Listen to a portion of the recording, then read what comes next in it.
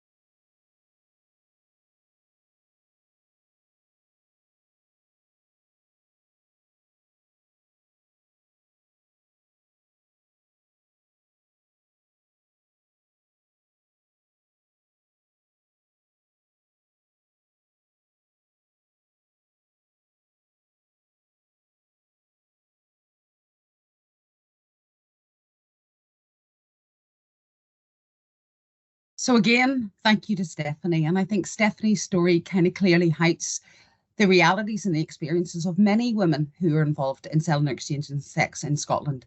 I wanted to share another quote, because if we think about commercial sexual exploitation, then I think we have to engage and recognise that it is an abuse of power, it is an abuse of vulnerability, and it is an abuse of disadvantage and discrimination. And as one woman clearly says here, she's constantly aware that there's a power dynamic with a client, especially men clients have more power than me. And it's that pressure that she exists into with that knowledge and that fear and that threat potentially of how a situation could turn and how they may experience violence. But I also think it's really important as we begin this morning to recognise that all of us can have a vulnerability, and some groups have more vulnerability. In particular, women who are single parents, women who have backgrounds of abuse, women who are experiencing other forms of violence and abuse, women who are being coerced and pressured by pimps and partners, women with addiction issues, women who are Black and minority ethnic and no recourse to public funds. These vulnerabilities exist, but it relies on somebody being prepared to make a choice to exploit it. And as we can see here from this advert that was actually placed during COVID by a man who was looking to purchase sex, but actually what he was looking to was to exploit vulnerability and to abuse his power. So I think if we want to recognise, and I think it's really important that we do focus on the women. However, I think it's really important that actually with commercial sexual exploitation that we do not lose sight of who is the driver behind this. And it is this commodification of women. And it's the commodification of women, and it reduces them down to objects that can be bought. That sexual activity for these women is something that they do not want. What they need is the money, and what the men want is the sex. And I think you can see on these reviews that were placed by punters on a punter review site that it clearly shows that recognition of the men, that they treat the women like a commodity, just like something else to be purchased. And not only that, it's that justification that actually the purchase of sex is a biological need, that it is innate and it is natural somehow to pay for sex. So I think if we look at the men who purchase sex in Scotland, we can clearly see the attitudes and values and beliefs, not only directed towards women who are involved in prostitution, but much, much broader than that. So I think, like Maureen said earlier, it is a call to action. And I think that's what we need at the moment, and in particular at the moment. And as a man recently said to me, when I described the situation that women were faced with currently in 2022, and he said, well, aren't women lucky to have that to fall back on? Well, I think from the research that Laura highlighted, and also the work that we have developed in Scotland and has been delivered through frontline services and from women themselves, they do not feel lucky that they have this to fall back on. Because for many women, they have no other option, they have no choice, and they have no alternative. I mentioned at the start that I work with and have developed the Encompass network, that network of frontline services across Scotland. And they are specialists, and there's a need, as Laura highlighted, for specialist services. But I think it is really important to know that currently at the moment that we're down to about 6 specialist services in Scotland, and some very large geographical areas no longer have a specialist service. So where do people go in this current context? And how are women's needs going to be met whenever there's a lack of services? Well, this, where we know from women's needs, has been built on and developed over many years of direct work with women. But we fully acknowledge that actually the work with women, that we're not saying that the work and that understanding of needs, that it is covers every single woman involved in selling or exchanging sex in Scotland. However, the approach in the Encompass network has been to focus on the group of women who have little alternative and little need, and who are placed in this kind of bell jar graph, this notion of a bell graph at the minute. This is where women are located in the middle, and increasingly located where they have reduced options and they have reduced choices. So we know that for many women, the complex factors that push them into prostitution, into selling or exchanging sex, remain while they're involved, but also serve as the barrier for them to exit on the other side. So we have to look at what these needs is, and what we have to look at what these factors are. Now, during COVID, we actually put out the first needs assessment by the end of March 2020 that really highlighted the stark situations that many women were faced with. And not only the stark situations of women who were currently involved, but also the increasing numbers of women who were being pushed into selling or exchanging sex in order to survive. We also produced a second follow-up report in the September, and we also lobbied and were supported by the Scottish Government to have some crisis funds for women. But actually what that really showed up was the precarious and fragile nature of the sex industry and women who were involved in it. The overriding concern was money. Women entered into it for poverty. And it sustained their poverty while they were in it. And actually, whenever COVID hit, they had no background reserves to draw upon. So women were absolutely devastated financially. They needed money for their basic needs and essentials to be met. They also had huge issues around housing. And also that they had huge issues around utilities and being able to support their children. So actually, COVID flagged up the actual absolute stark needs that many, many women involved in selling and exchanging sex in Scotland. And what we noticed through all of the work that we have done, and particularly at that time, that there's common threads that ran between the women, no matter what their contexts were, no matter what their situations were. And these silver threads, as we kind of termed them, was really about the reduced options and that position that women, and unequal position that women are in our society, and how that in many ways put this inequality pushed them towards the sex industry. Many of the women said that they were not prepared for what they were becoming involved in. They thought they knew, but actually the reality was much, much, much more different. And it was much, much more difficult than they had been led to believe. Women talked about that involvement with other elements, such as crime and serious and organised crime. And women very much articulated and talked about the need to keep this hidden life, to keep it hidden, not to let anybody know. And therefore, they weren't able to access support from peers, but also if women chose to exit, then they were very much cast as an outsider. So they didn't have a huge amount of social capital and a social network that they could then step into and move onwards with. But actually, and I'm not going to labour it, Laura has highlighted that women do have a varied range of experiences with services, and that women felt very much that they have a lack of concrete options. So these silver threads connected women and ran no matter what the context. But I think women never really recovered after COVID, to be quite honest. And now, of course, same as the rest of us, we are now facing a cost of living crisis. So what are the vulnerabilities in the current context? Well, obviously, we know that there is rising rates of unemployment, but also the employment that is an offer for women very often tends to be precarious. It tends to be 0 hours. It can be quite unstable for women, and it's very challenging to find employment that will fit amongst their multitude of care and responsibilities. So at the moment, women are faced with prospects around their own employment. We know that there's rising poverty. And where there's rising poverty for children, there's rising poverty for mothers. And a high percentage of women who are involved in selling or exchanging sex are mothers. We know that women overall, their debt is increasing.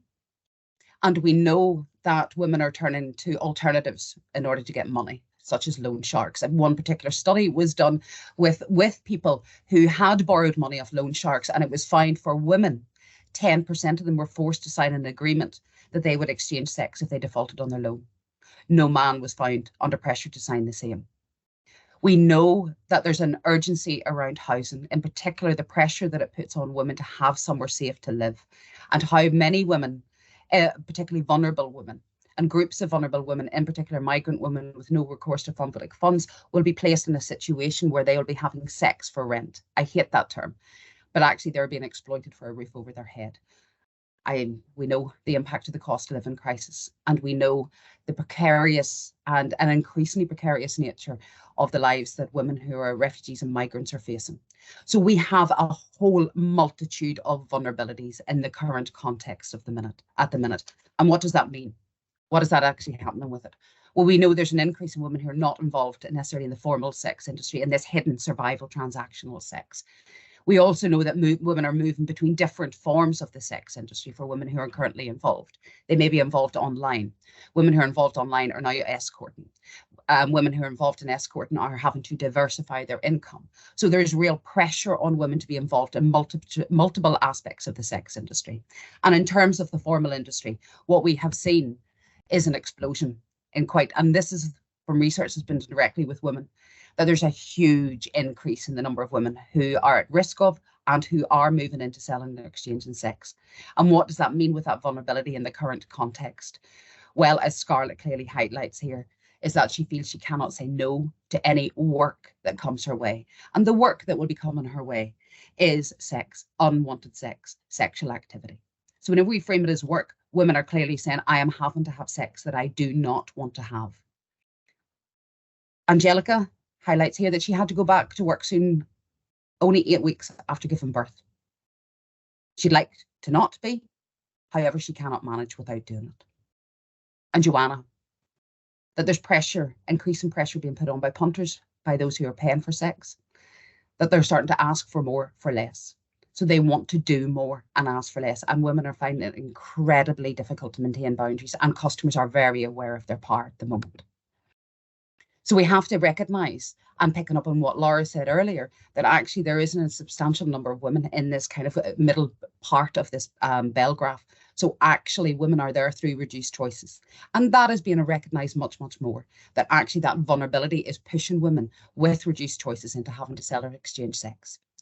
Now, we have just completed a snapshot across the Encompass services in 1 week, 100 women who access services in that week. There's many, many, many more, but we only looked at the women in that 1 week across Scotland that access the services. And I think this is stark. 90% of the women have been impacted by the cost of living. But I think it's really important actually to highlight something here, that whilst 90% have been, whilst 90% have been impacted by the cost of living, what also has come through for some women who are at the very margins, who have been surviving for many years in the system of prostitution. As one worker said, well, when these women have nothing, it's hard to go much lower. And the impact of the cost of living for these women, they're used to selling sex. And in order for them to survive, what they'll have to do is just sell more sex. But actually, this is quite stark. We have seen an increase in mental health issues amongst the women. 80%, 4/5, have experienced violence and abuse whilst they've been involved in selling or exchanging sex. 63% have been homeless.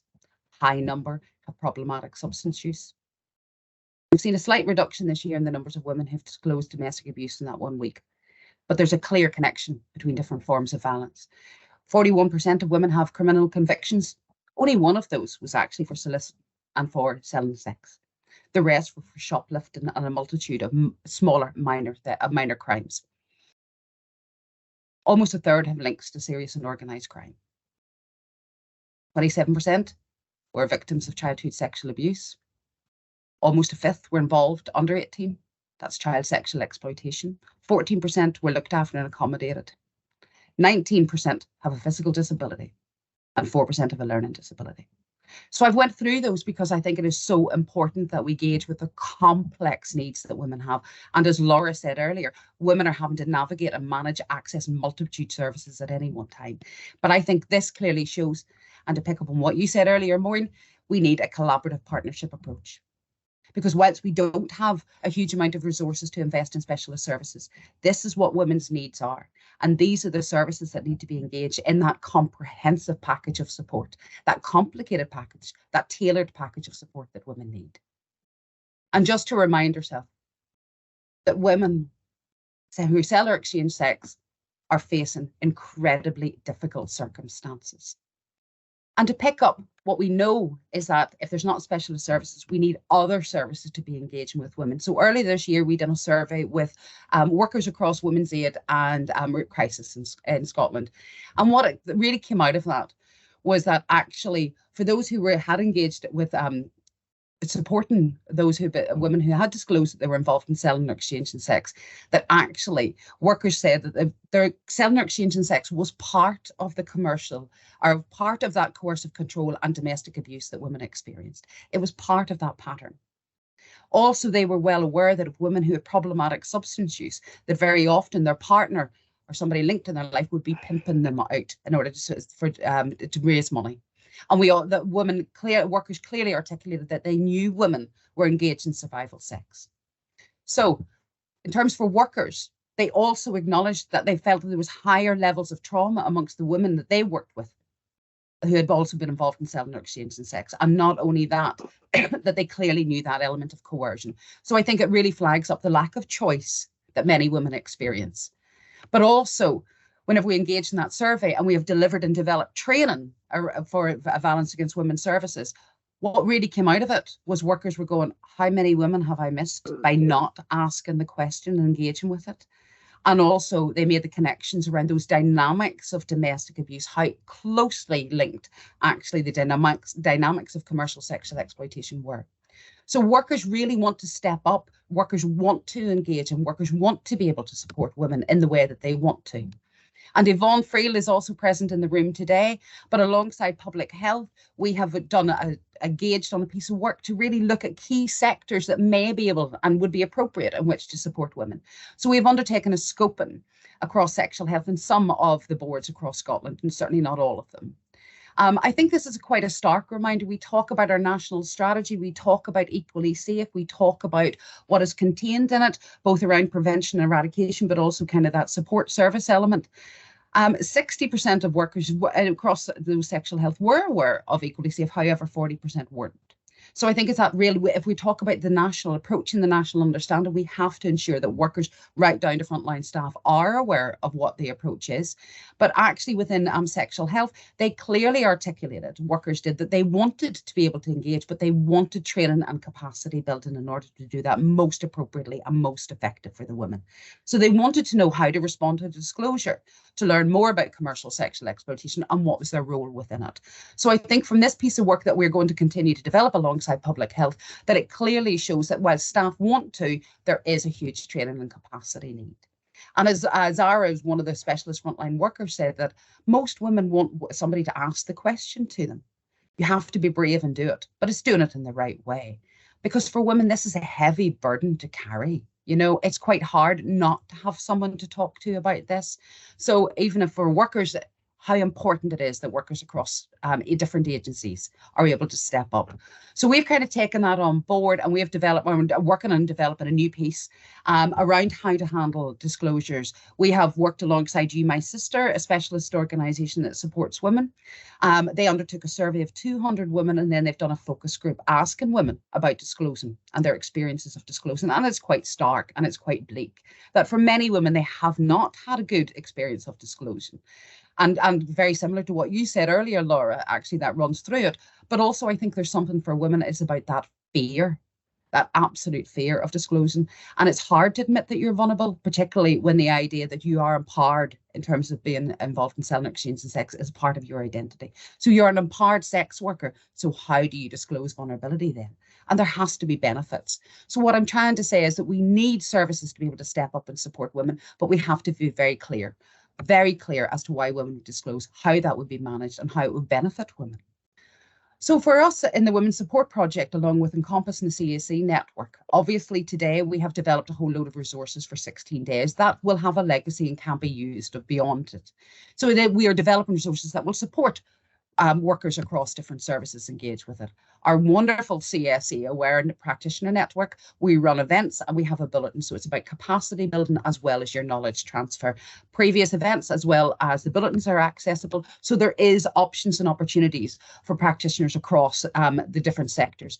We have specialist articles written and focused on key themes: housing, mental health, safety, trauma-informed practice. We've got one common in sexual health, problematic substance use. So it's actually identifying those key needs and identifying the key sectors and how we can get information, tailored information developed that will really encourage within those sectors to step up to it.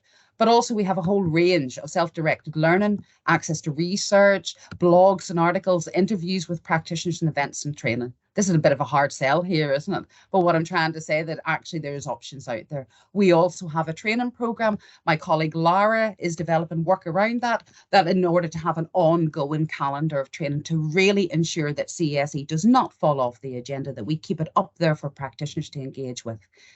For the Encompass network, we have a whole suite of resources, and actually we developed a model around exiting and what needs to come next, around resources, and also around if we're engaging with women. And Maureen, you said earlier how important it was about women being involved in that kind of co-production, that design of their services, and Laura, you picked up on that as well. So actually we developed a piece of work which was around the lived experience and how that can be the challenges for engaging with women involved in selling, exchange and sex and lived experience. So actually there's a whole suite, a multitude of resources out there to support staff move forward.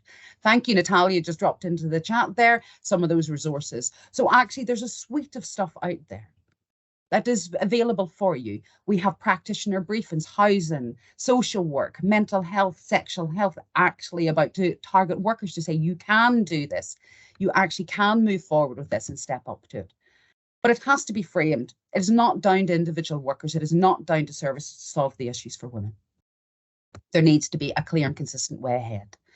And we very firmly believe that any model that is developed in Scotland must focus, and the attention should be on the majority of marginalised women who sell sex, because they have no alternative. And it is not to say that we are not about engaging with women who have made different choices and involved in different contexts, but in a resource scarce time, we have to look at the most vulnerable and the increasing vulnerability of a number of women. That's where we need to target our resources and our kind of strategic focus. Handily enough, the Encompass Network has come up with a plan, a 7-stage model, and I know that Elena and the minister later will be kind of outlining work, but actually right back in many years ago, we developed a proposed model for Scotland, and a proposed model that is that call to action. And picking up what you said, Maureen, it is about local action based on local need and being driven through existing partnerships and forums, and is ensuring that that work is always trauma informed. And we need champions in services and local areas to take this issue and push it. And they need to invest in local capacity building. But as I said earlier, isn't it handy enough that actually we're able to support with that? So we need a comprehensive national approach that translates down to a local level, and work that happens via our violence against women partnerships, through our community justice, through community safety, through alcohol and drugs partnerships, through our public protection partnerships. There has to be coherence and policy consistency. And ultimately, where we are in Scotland in 2022, we recognise that women should not be forced to choose between an abusive situation or destitution. And in terms of consistency, the women who have to sell or exchange sex, I think this is the time, that call to action, Maureen, that actually it is not acceptable that women have to repeatedly sell or exchange sex that they do not want in order to survive. So I'm really looking forward to the next parts of the discussion this morning. I think there's a lot that we can cover in our breakout rooms, but I'm really open at this moment to taking any questions. And this has been a skim through, I'm very aware of it, but I hope that we've got a chance to kind of explore some of this as we move forward throughout this morning. So thank you very much, folks, and I'm really looking forward to the rest of the day.